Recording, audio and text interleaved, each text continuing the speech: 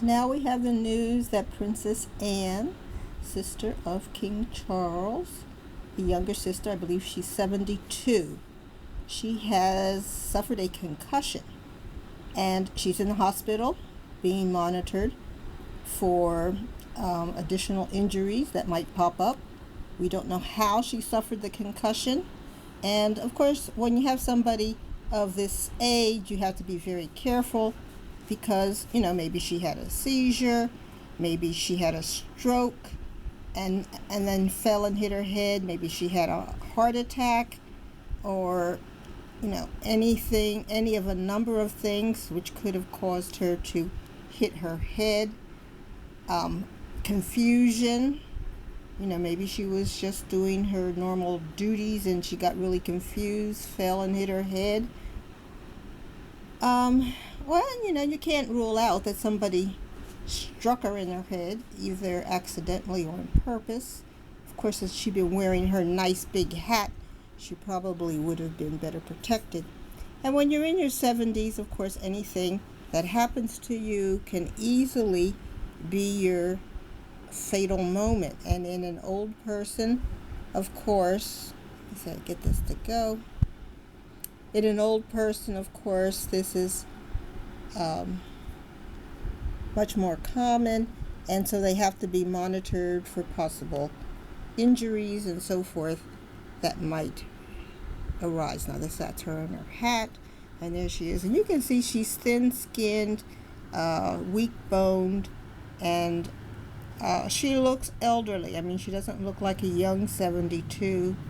And so you have to think that more than likely she suffered significant injury. Now, sometimes within 24 hours or so, you can get internal bleeding of the brain. And of course, you'll have to undergo testing to see what caused the fall in the first place. Now, she was doing, about 150 of the visits, especially to the Commonwealth. This will put her out of action. King Charles has already said he is not going to be visiting Australia or the Solomon Islands for the Commonwealth meeting in October because of his health problems. And so this leaves the Commonwealth totally out.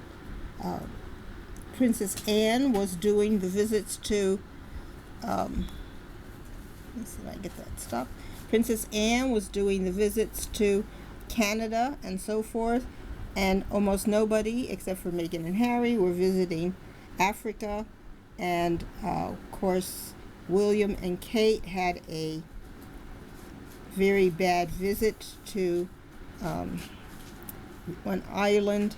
So the Commonwealth is pretty much left out. William will have to represent England at the Commonwealth meeting in October in the Solomon Islands, and the king will pretty much have to give up all of his Commonwealth duties because of his health problems. So that will put William in charge as acting king. So it's kind of a transfer of power from King Charles to William. And that's, a time for people to consider, can the king fulfill his duties? Can he be the king? Should they transfer the power now to William? Should they give the king a few more months so that he can adjust and, gradually give up his power more gradually? But that's something that the Brits will have to decide, and then, put William in charge as the new king. And that would be very, very interesting. And so that's what I predict will happen.